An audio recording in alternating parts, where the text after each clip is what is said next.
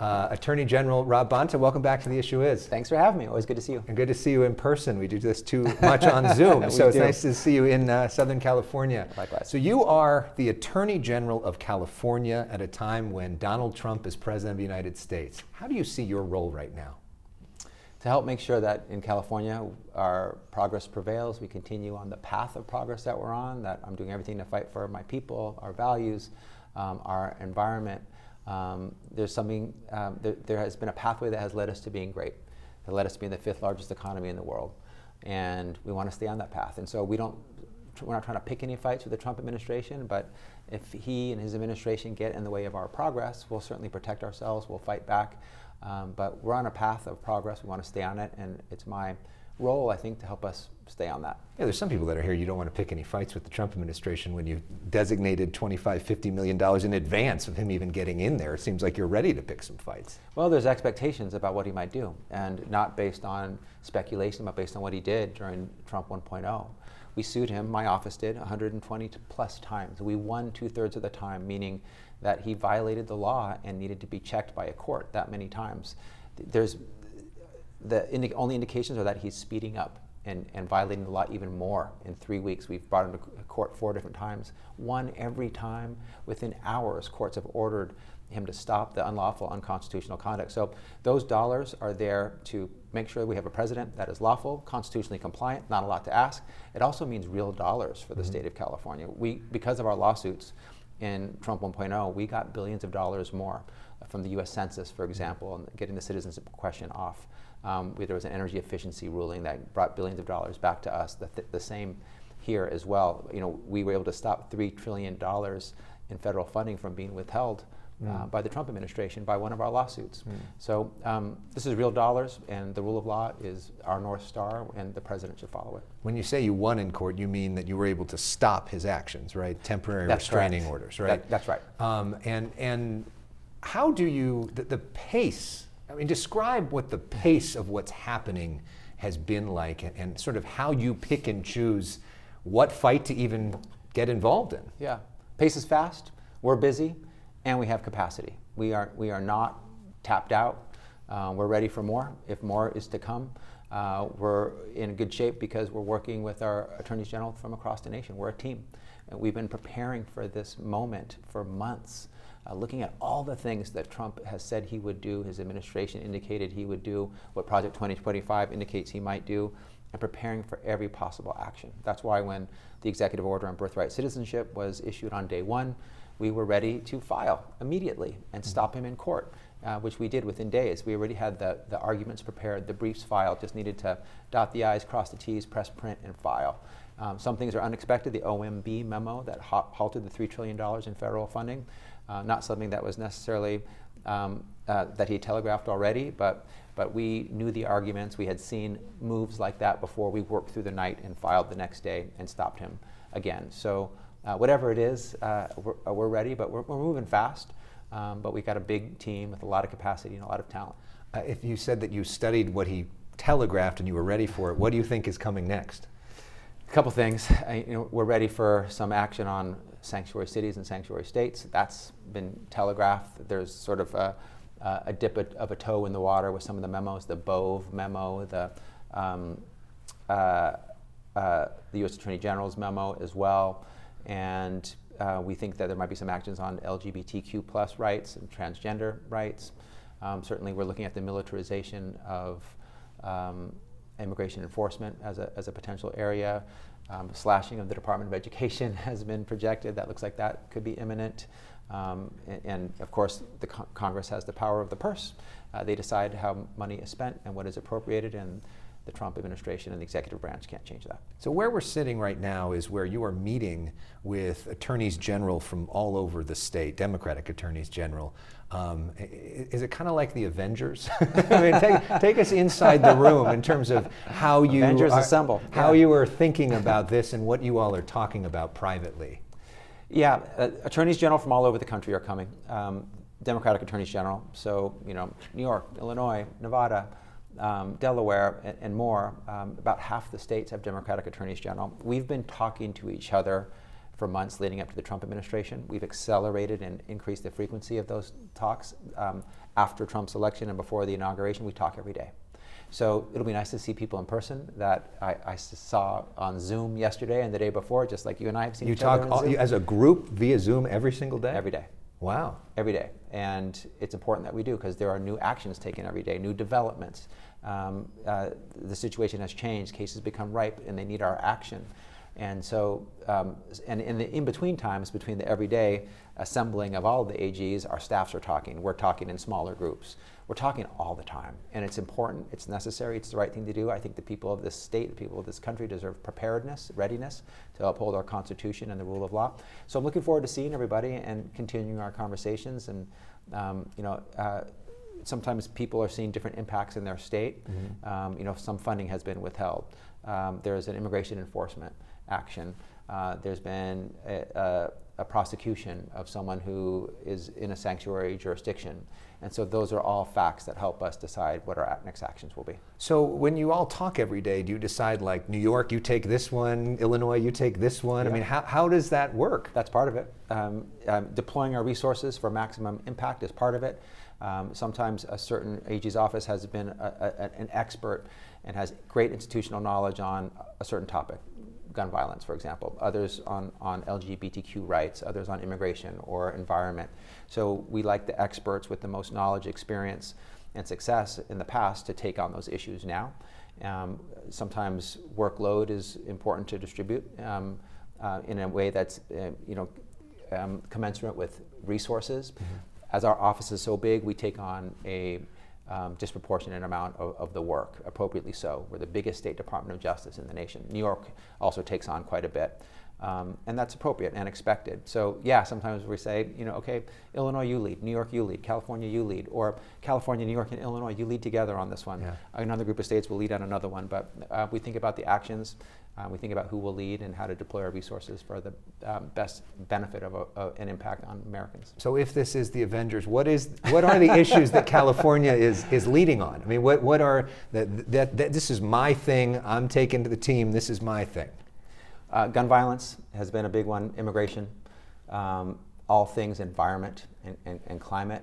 But we have been we're a lead on birthright citizenship. We're a lead on the Office of Management and Budget's pause on $3 trillion of funding. We've been a lead on nearly all these cases so far. So is New York. Again, that's because of the resources that we have, the capacity that we have, the ability to absorb a lot of the work that's out there. There's so many cases happening at the same time. Is there one where you just say, wow, that one just was really something? I mean, a full frontal assault on the constitutional right of birthright citizenship on day one through an executive order where there's a process to amend the Constitution. If that's what you want to do, you can have a constitutional convention, you can get 2/3 votes in both houses of Congress, you can get 3/4 of the states to ratify. But he said, hey, I think I'll amend the Constitution with the stroke of the pen. That was kind of an indicator of where we're going to go from here. That was on day one of a 4-year term. So, the idea that he thought he was that he had not an inauguration but a coronation, that he's not a president but a king, that he can change the Constitution not through the delineated process but through one stroke of the pen, kind of told us a lot on day one. And it also told us that we must act right away. We must slap him down from this constitutional action immediately, and we did. And that's our system working. You go to the courts, you get a remedy, you get a court order, you stop the unconstitutional action. Ultimately, though, it will go probably to the U.S. Supreme Court, which now has a conservative majority, including 3 justices appointed by him. Right. Are you confident that that court will uphold birthright citizenship? I am. On birthright citizenship, that's a clear case, clear as day. A Republican appointed federal judge, appointed by Reagan, saw the case and issued the first ruling. And he said, in 4 decades, I haven't seen a clearer case. He said, this is a blatant violation of the Constitution. He even questioned the U.S. Department of Justice attorneys, questioning their ability to come forward with these arguments and say them with a straight face. So the Supreme Court might have some conservative appointees. They are also sworn to uphold the law and the Constitution. Birthright citizenship is a clear constitutional right, and I believe it'll be upheld. On the immigration issue, the Trump administration says their main focus is getting rid of violent criminals who are here illegally. What's wrong with that? And as a law enforcement guy, isn't that a good thing? That's what they say. And you don't believe him? It's not a belief. It's his actions already disprove it in the first weeks and days. And I'll tell you more about that. But on anyone who commits a crime, regardless of your immigration status, you should be arrested, you should be prosecuted, you should be held accountable. Whether you're documented, whether you're not documented, whether you're lawfully present or not lawfully present. And that's what sanctuary status is about, focusing on those who break the law and commit crimes and deploying resources towards that, not civil immigration enforcement. These deportation proceedings, they're not criminal, they're civil. So we want to focus on crimes and holding criminals accountable, regardless of your immigration status. Trump has said, that's his rhetoric, that's his pitch, that's his sales pitch, that he's focusing on immigrants, unlawful immigrants who are criminals. What has he done? He attacked birthright citizenship on day one. Those are citizens, U.S. citizens, right. Not criminals, not even unlawful immigrants, but citizens. He's trying to strip away your right. He reversed the policy that Biden had on immigration enforcement in sensitive places. So now he's going to enforce in schools where students learn, in churches where the faithful pray, in hospitals where patients heal. Those aren't criminals. Yeah. He's also... Well, we haven't seen that actually happen yet. We'll see if it does. Right, but it's part of the policy. And he went after refugee programs where people who are fleeing persecution and seeking refuge here, fleeing violence, often sided with American interests abroad. He undermined those programs as well. So he's not doing what he says, and that's the problem. All in on holding criminals, regardless of their immigration status, accountable. But why not have California work with the federal government to get those people out of the country? Well, we have a sanctuary state law. It's the law. It's been in the law since 2017, 2018, Trump 1.0. The federal government has the resources to do this. They have whole departments and agencies, including ICE, to do immigration enforcement. They can do their job. They should do their job lawfully. That's what it's a very unremarkable proposition that the entity who's responsible for immigration enforcement should do their job, and not that they take valuable, limited law enforcement resources away from law enforcement, holding criminals accountable, doing investigations, making arrests, doing prosecutions, to do their job for them. We want to focus on crime. And so states have the right to decide what we should focus on, how we deploy our law enforcement resources. We seek to focus on crime, not on civil immigration enforcement. Is Trump doing a good job on anything? I mean, look, he won an election, and he won the popular vote against Kamala Harris, although more people voted for another candidate besides him than for him. I think he's overreaching in terms of what he thinks his mandate is. I think there's no mandate. I think people wanted change. I don't think they wanted consistent violations of the Constitution, consistent breaking of the law, ending of critical, essential federal services and programs. But he was able to earn enough votes to win a presidential election. That's no small feat. And I'm always hopeful for our presidents to do well. If they do well, then our country does well. But unfortunately, he's fallen down in a number of places that our actions have shown by holding him accountable in court. And part of the reason I asked that is I was just with Governor Newsom earlier, and he said that he was just at the White House with the president, and they had a great conversation about rebuilding. He was impressed with him talking about this, that California is going to need billions and billions of dollars from the Trump administration in order to rebuild. And is there some danger in going after him with some of this, that we may not get the money or the resources or the help we need from him because of some of these lawsuits? I don't think so. Our position is we want a president that follows the law, that is law abiding, that complies with the Constitution. Not a lot to ask. And we will only act if we believe that you're not following the law. And we've been right every time so far. So we're not overreaching, we're not overstepping, we're just saying follow the law, follow the Constitution. I think most Americans would agree. If you ask them, should the president follow the law? Should the president comply with the Constitution? The answer would be yes. And we want to work with his administration on anything that we can. I plan to work with all of his U.S. attorneys that he appoints into the state of California and talk to them about fentanyl enforcement, talk to them about addressing human trafficking, hate crimes, organized retail crime, anything else we can work on together to keep our streets, our neighborhoods safe, to make sure Californians are and feel safe. Look forward to doing that. I think he should provide FEMA funding to Angelenos who have been hurt by these wildfires. It has been the time-honored tradition for the President of the United States to give that money swiftly, aggressively, help people heal, help them recover, without asking how that state voted in the election. Give the money. Don't condition it on anything. Don't condition it on voter ID. Don't condition it on water policy that has nothing to do with the LA fires. Give the money. And I will say now, and I'll say once he gives the money, should he do that, and I believe he will, that is a great thing to be doing, the appropriate thing to do, and that we're grateful for it. I'd be grateful if he gave the money, and once he gives it, I'll be grateful that he gave it. Let's talk for a moment about you and your future. There was a lot of speculation for a long time that you were going to run for governor, and you recently announced that you weren't, that you were going to run for re-election as Attorney General. Why? I love this job. It has always been super meaningful. I believe with humility and humbly say that the Attorney General of California is first among equals, among many great attorneys general. We're the largest state, we have the biggest impact. We address every issue that's important to Californians. And then after Trump was elected, the LA wildfires hit. We had a critical role in tackling price gouging and scams and frauds and helping people heal. And with the Trump administration, we're defending democracy, our Constitution, the rule of law. I think my role is as important as any AGs in the nation, and you know, right up there with a lot of elected officials. Once you run for an office and get elected, you got to do the job. This job is calling me to be at my best, to give everything I have, use all gas in the tank, give my passion, my focus, my priority, my energy, and I want to give it to this. I don't want to be focused on another election. I don't want to put political or personal ambition over my duty to this state and its people. This is the most important moment and the most important job I've ever had, and I want to be present for it and do my best. And I think people of California want that, and I think they deserve it, and I'm going to give it to them. Is part of the thinking that that Kamala Harris might run for governor?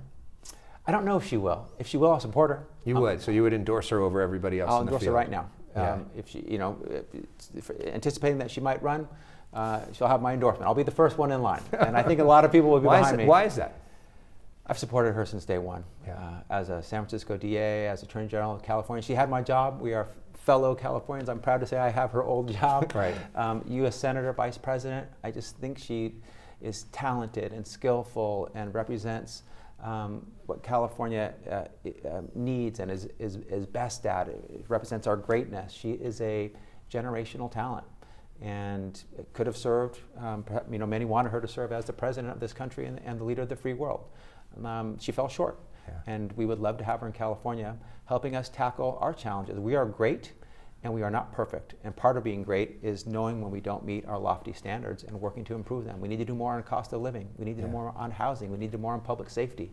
She can help us with her leadership, with the resources that she can attract, the team she would build around her, her own great leadership. So I don't know what she'll do, but I decided before she made any decision. Do you think she's going to run? I think it's up to her. I think more likely than not, but only she knows, and I don't have any inside information. While we're handing out endorsements, do you endorse Gavin Newsom for president? I think Gavin Newsom is absolutely amazing. I think he has every skill and talent. I think he could definitely be a great president. If he runs for president, I plan to support him. Okay. And just broadly, in terms of this moment in politics as big picture, because obviously there were a lot of resistance strategies in Trump 1.0. And then the guy won again. He faced 91 criminal charges and still won. What do you think maybe was done wrong the first time that should be done differently this time if the goal is actually resistance? The goal for me is not resistance.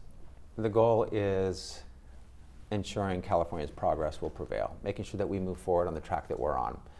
If he doesn't get in the way of it, no problem. There's no resistance, there's no friction at all, because we're in different paths. If he does get in the way, then we're going to have to figure out how we're going to move forward. But are there lessons learned from the last time around that you can apply this time, of things that maybe didn't work that you could do differently? I think we should be more deliberate and intentional about working with his administration in the places where we can. Yeah. Thus my commitment to work with the U.S. attorneys. Thus Governor Newsom's visit both on the tarmac and to the White House to work with our president on this common problem of Americans who are also Californians being hurt by a natural disaster. That's good stuff. We can do other things to tackle fentanyl or common issues. Maybe there's some cost of living things that we can do. He says that that's important to him. It's important to me. There's a lot of common ground. Honestly, I think we probably agree on more things than we disagree on, broadly, not necessarily me and Trump or Mr. Newsom and Trump, but as leaders. We want a planet for tomorrow. We want good jobs. We want economic mobility. We want safe streets. We want good schools. We want affordable health care. We want our children to be safe and to have a better life than we had. And so we focus on a lot of the culture wars, the things that divide us instead of the things that unite us. But I think if we focus on the things that unite us, we can make a lot of progress. And so I think intentional commitment to that when that's possible.